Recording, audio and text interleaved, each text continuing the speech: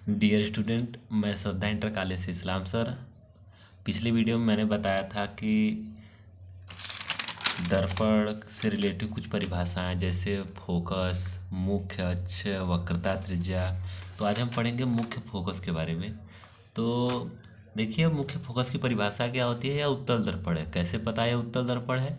क्योंकि इस दर्पण में जो सिल्वर नाइट्रेट या पारे का लेप लगाया गया वह धसे हुए भाग में लगाया गया, दबे हुए भाग में। और परावर्तन की प्रक्रिया किस भाग से हो रही है? उभरे भाग से। तो यह उत्तल दर्पण है। उसे उभरा, उसे उत्तल। ठीक, याद करने का तरीका मैंने बताया था कि उत्तल दर्पण में परावर्तन की प्रक्रिया उभरे भाग से होगी। ठीक, तो यह जो प्रकाश किरण आ रही है वह मुख्य अक्ष के समांतर है।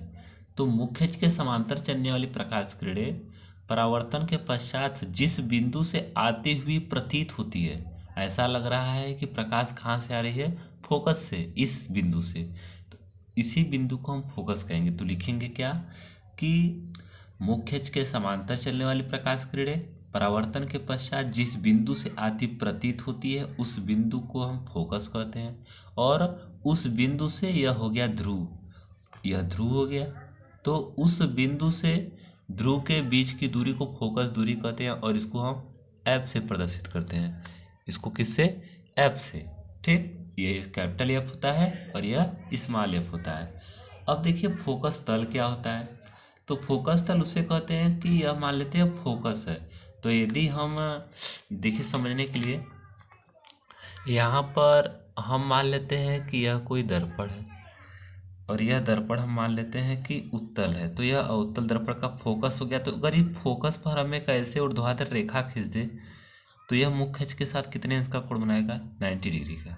ठीक, तो यहाँ पर फोकस तल की परिभाषा होगी कि मुख्य अक्ष के लंबवत तथा फोकस से गुजरने वाली ऊर्ध्वाधर तल को हम फोकस तल कहते हैं। ठीक, यहाँ पर मुख्य अक्ष है तो मुख्य अक्ष से गुजरने वाली, अब मुख्य अक्ष पे वह लंबवत हो और कहाँ से गुजरे? फोकस से गुजरने वाले ऊर्ध्वाधर तल को हम क्या कहेंगे? फोकस। यह बस छोटा सा परिभाषा है। फिर से देखिए फोकस तल की परिभाषा कि हम मान लेते हैं यह फोकस है। यहाँ पर यदि हम कोई लंबवत रेखा खींच दे तो यह तो मुख्य अक्ष पे लंबवत है, लेकिन यह फोकस तल नहीं है। क्यों? क्योंकि फोकस तल होने के लिए उस तल को कहाँ होना चाहिए? फोकस पर होना चाहिए। तो मुख्य फोकस या मुख्य अक्ष पर लंबवत स्थित फोकस तल पर ऊर्ध्वाधर तल को फोकस तल कहते हैं। ठीक, अब बात करेंगे हम प्रतिबिंब किसे कहेंगे। तो प्रतिबिंब क्या होता है कि जब हम कोई भी दर्पण हो उस दर्पण के सामने हम कोई वस्तु रख देते हैं तो उस वस्तु का छाया दिखाई देता है, जिसे हम क्या कहते हैं? प्रतिबिंब कहते हैं। तो यहाँ पर लिखे गए हैं कि जब हम दर्पण के सामने किसी वस्तु का दूसरा नाम क्या होता है? बिंब। अब बिंब को हम ऑब्जेक्ट कहते हैं। ठीक, तो जब हम दर्पण के सामने किसी वस्तु को रखते हैं तो उस दर्पण में उस वस्तु की आकृति दिखलाई पड़ती है, जिसे प्रतिबिंब कहते हैं। अब प्रतिबिंब दो प्रकार के होते हैं, एक होता है वास्तविक प्रतिबिंब और एक होता है आभासी प्रतिबिंब। तो वास्तविक प्रतिबिंब किसे कहते हैं? Real image. तो लिखेंगे कि जब किसी बिंदु से चलने वाली प्रकाश किरणें परावर्तन के पश्चात वास्तव में किसी बिंदु पर मिले तो इस स्थिति में जो प्रतिबिंब बनेगा उस प्रतिबिंब को हम कहेंगे वास्तविक प्रतिबिंब। और वास्तविक प्रतिबिंब को हम पर्दे पर प्राप्त कर सकते हैं और वास्तविक प्रतिबिंब सदैव उल्टा होता है। ठीक, सीधा नहीं दिखाई देगा बल्कि उल्टा दिखाई देगा। अब हम बात करेंगे आभासी प्रतिबिंब की, जिसे कहते हैं वर्चुअल इमेज। तो जब किसी वस्तु से चलने वाली प्रकाश किरणें परावर्तन के पश्चात किसी बिंदु से निकलती हुई या आती हुई प्रतीत होती है तो इस बिंदु को पहले बिंदु का आभासी प्रतिबिंब कहते हैं। ठीक, जैसे यहाँ पर हम मान लेते हैं कि कोई दर्पण बना रहे हैं। ठीक, यहाँ पर यह दर्पण हो गया। यह दर्पण हम मान लेते हैं उत्तल है, उत्तल है। तो यहाँ पर मुख्य अक्ष हो गया, यह फोकस हो गया, यह वक्रता केंद्र हो गया। तो हमें प्रतिबिंब प्राप्त करना है तो पहले दर्पण के सामने कोई वस्तु रखेंगे, तो हम यहाँ पर वस्तु रख लेते हैं। तो पहला प्रकाश को ले जाएंगे मुख्य अक्ष के समांतर, तो मुख्य अक्ष के समांतर ले जाएंगे तो यह जाएगी कहाँ से, फोकस से आती हुई प्रतीत होगी, तो यहाँ फोकस हो गया। दूसरा वक्रता केंद्र से लेकर जाएंगे तो जिस रास्ते से आ रहा है उसी रास्ते पर क्या हो जाएगा, वापस हो जाएगा। तो यहाँ पर क्या बन गया, यहाँ पर वस्तु काटा तो यहाँ पर बन गया प्रतिबिंब। अब बताइए, यह प्रतिबिंब आभासी है, क्यों, क्योंकि यह सीधा है, जैसे वस्तु है वैसे इसका क्या है, प्रतिबिंब है। ठीक, और यहाँ पर इसको हम बस कल्पना कर सकते हैं, इसको हम पर्दे पर प्राप्त नहीं कर सकते। तो आभासी प्रतिबिंब को हम पर्दे पर प्राप्त नहीं कर सकते और यह सीधा होता है। और कदे वास्तविक प्रतिबिंब की, तो यहाँ पर हम कोई बना ले दर्पण, तो यह दर्पण कौन सा दर्पण हो गया, उत्तल दर्पण, अरे अवतल दर्पण। क्यों, क्योंकि इसमें परावर्तन की प्रक्रिया किस भाग से होगी, दबे हुए भाग से। तो यह वक्रता केंद्र हो गया और यह फोकस हो गया। तो यहाँ पर जाएगी प्रकाश किरणें, तो यह मुख्य अक्ष के समांतर जा रही है। मुख्य अक्ष के समांतर चलने वाली प्रकाश किरणें परावर्तन के पश्चात फोकस से और दूसरा प्रकाश के लिए जाएंगे वक्रता केंद्र से। तो वक्रता केंद्र से होकर चलने वाली प्रकाश किरणें परावर्तन के पश्चात उसी मार्ग पे वापस हो जाती है। तो यहाँ पर बन गया वस्तु का प्रतिबिंब। अब बताइए, वस्तु है ऊपर का लेकिन प्रतिबिंब बना नीचे का, और यह सामने बनाना, तो इसको हम कहेंगे यह वास्तविक है और यह क्या है, आभासी है। ठीक, अब हम देखते हैं कि यहाँ पर लिखा गया है कि आभासी प्रतिबिंब को पर्दे पर प्राप्त नहीं किया जा सकता है, और आभासी प्रतिबिंब सदैव कैसा होता है, सीधा होता है। जैसे यहाँ पर मैंने प्रतिबिंब बनाया ना, तो यह सीधा बना, तो यह कैसा प्रतिबिंब है, आभासी। और यहाँ पर प्रतिबिंब बनाया तो यह उल्टा बना, तो यह कैसा प्रतिबिंब है, वास्तविक। ठीक, अब देख लेते हैं फोकस दूरी जो होता है, यहाँ पर हम मान लेते हैं फोकस जो है, यहाँ से यहाँ के बीच की दूरी फोकस दूरी, यहाँ से यहाँ के बीच की दूरी वक्रता त्रिज्या होगी। देखिए जैसे यह मान लेते हैं कोई दर्पण है, तो यह दर्पण है, तो यहाँ पर यह हो गया केंद्र, तो यह केंद्र हो गया और यह हो गया ध्रुव। तो केंद्र से ध्रुव के बीच की दूरी को वक्रता त्रिज्या कहते हैं, और केंद्र तथा ध्रुव के मध्य बिंदु को हम फोकस भी कह सकते हैं। तो बताइए, अगर हम कह दें कि यहाँ से P के बीच की दूरी R, तो F से P के बीच की दूरी कितना होगा, R का आधा। तो इसी F से P के बीच की दूरी को फोकस दूरी कहते हैं। तो हम लिख सकते हैं कि F बराबर R के बाई कितना, 2। ठीक, तो यहाँ पर जो फोकस दूरी होता है वो वक्रता त्रिज्या का आधा होता है, या दूसरे शब्दों में इसके बटे एक मानकर त्रिज्या गुणा कर ले तो R बराबर लिख सकते हैं 2F। मतलब जो फोकस दूरी होता है वह वक्रता त्रिज्या का आधा होता है, या वक्रता त्रिज्या जो होता है वह फोकस दूरी का 2 गुना होता है, यह भी आप कह सकते हैं। तो देखिए, फोकस दूरी तथा वक्रता त्रिज्या का आधा होता है। फोकस दूरी सदैव वक्रता त्रिज्या क्या होता है, आधा होता है, अर्थात F बराबर R/2, त्रिज्या गुणा करेंगे तो R बराबर 2F भी लिख सकते हैं। अब हम प्राप्त करेंगे कि कैसे हम प्रतिबिंब को प्राप्त करेंगे। तो प्रतिबिंब को प्राप्त करने के लिए देखिए, गोली दर्पण में प्रतिबिंब के चित्र को बनाने का नियम। तो किसी भी वस्तु का प्रतिबिंब बनाने के लिए हमें सबसे पहले 2 प्रकाश किरण ले जाना होगा।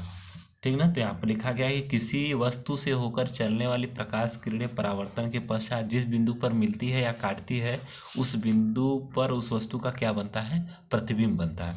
और परावर्तन के पश्चात प्रकाश किरण निम्न बिंदु से होकर गुजरता है। और प्रतिबिंब प्राप्त करने के लिए कम से कम कितने प्रकाश किरण ले जाना चाहिए, 2 प्रकाश किरण, कम से कम 2 प्रकाश किरण। 2 से अधिक ले जाएंगे तब पर भी कोई फर्क नहीं पड़ेगा, लेकिन कम से कम कितना, 2।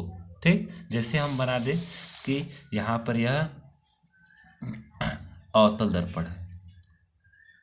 अब यह अवतल दर्पण हो गया, और यह अवतल दर्पण का ध्रुव हो गया, और यह अवतल दर्पण का वक्रता केंद्र, और यह अवतल दर्पण का फोकस हो गया। अब इसके सामने हम रख दिए एक वस्तु। अब वस्तु रख दिए तो कह रहा है कि प्रतिबिंब प्राप्त करना है। तो देखिए, पहले हम प्रकाश को ले जाएंगे मुख्य अक्ष के समांतर। तो नियम देखिए क्या कहता है, यदि कोई प्रकाश किरण मुख्य अक्ष के समांतर चल रहा है तो वह प्रकाश किरण परावर्तन के पश्चात मुख्य फोकस से होकर आएगा अवतल दर्पण में। तो यह अवतल दर्पण है तो मुख्य फोकस ही ना है, तो यहाँ से आएगा। तो परावर्तन के पश्चात कहाँ से जाएगा, फोकस से जाएगा, फोकस से चला गया।